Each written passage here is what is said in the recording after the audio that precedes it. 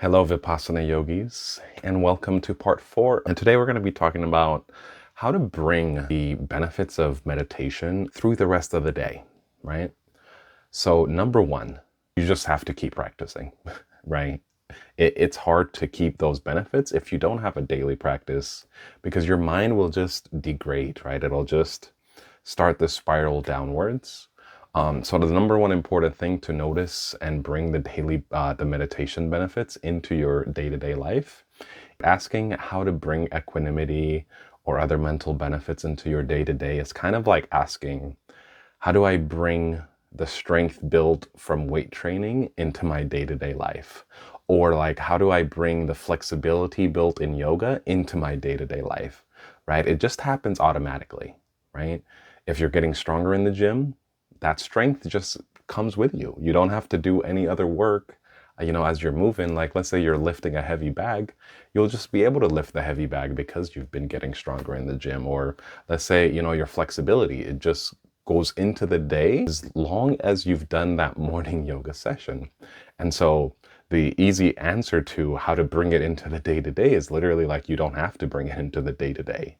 It just comes with you, right? Your mind develops those qualities in the morning 1 hour sit, and then those qualities of your mind and your awareness carry on throughout the day, and then you meditate again in the evening and you develop those qualities more, and then they carry on through the night, and then on and on in this circle. And when you are experiencing something in the day, an external experience that causes your mind to become unbalanced, causes you to, be irritated or annoyed or sad or angry or whatever it might be, start to really observe what is happening, right? Well, what is this anger or what is this feeling that I'm having? And try to observe either your breath, not in an escaping way, not in a way of, I don't want to feel this, so let me escape to my breath, but more so like you're feeling all of this in your head, right? Or, you might be feeling something in your heart and in your body. Notice, how does this change my breath? How is my breath changing in relation to this experience? So you're kind of focusing on both. You're focusing on the situation, your feelings about it, your thoughts about it, and the breath, and seeing how is the breath influenced? Or just pick like a sensation somewhere and you see how is my sensation reacting to this? How's my sensation, my physical sensations changing in relation to me thinking this way or being angry? How does it show up there? And so it's more so like really tuning into your body and seeing how your body is experiencing your mental or emotional drama and observing that. And what I find that does is it really helps me have a better perspective, because if you have just this perspective of the self who is annoyed or who is irritated or who is angry, that self is like influencing how you see the situation, right? Your irritation blinds you or your anger blinds you and you see situation from that blindedness. But then noticing your breath and how your breath is reacting to it, it brings a little more balance, and you're having two perspectives now, and that really helps to deal with it. And the same with, stress, irritation. Just notice physically, where is it localized, right? You could either do a small area and observe subtle sensations. But if your mind is too agitated to do that, then just try to feel like big chunks of your body and say, okay, where am I feeling this irritation, right? Is it hunched shoulders? Is it gritted teeth? Are you clenching your fists? Like, what is happening physically as you're experiencing this situation?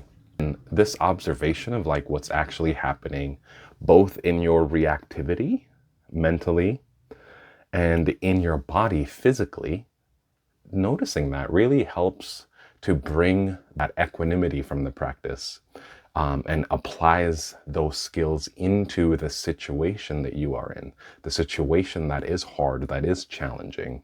And so you're literally doing the same thing that you're doing in your practice, when you're sitting on the cushion in the morning for an hour, you're observing sensations, you're remaining equanimous, you're trying to see what's really there as it is, not as you want it to be.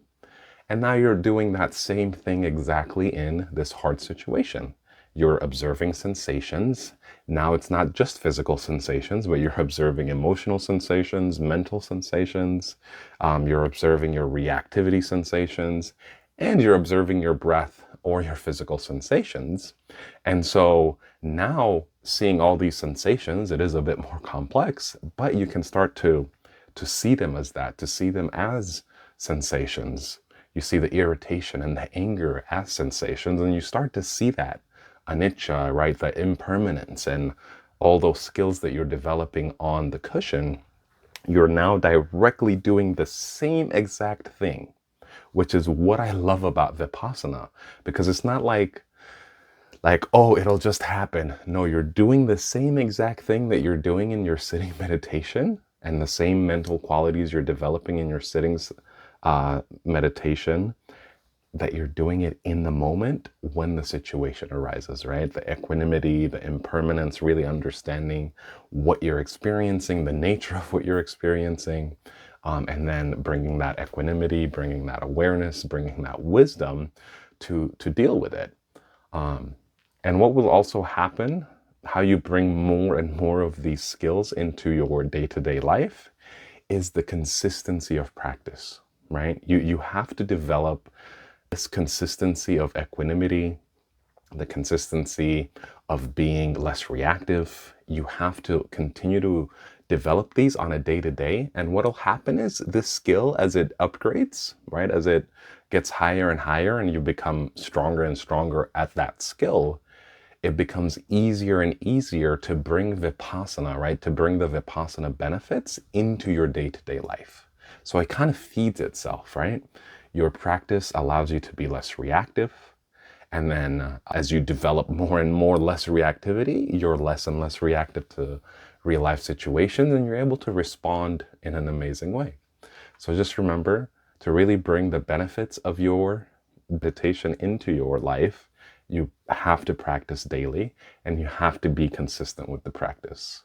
You know, as Goenka loves to say, continuity of practice is the secret to success, or something along those lines. Thank you so much for watching.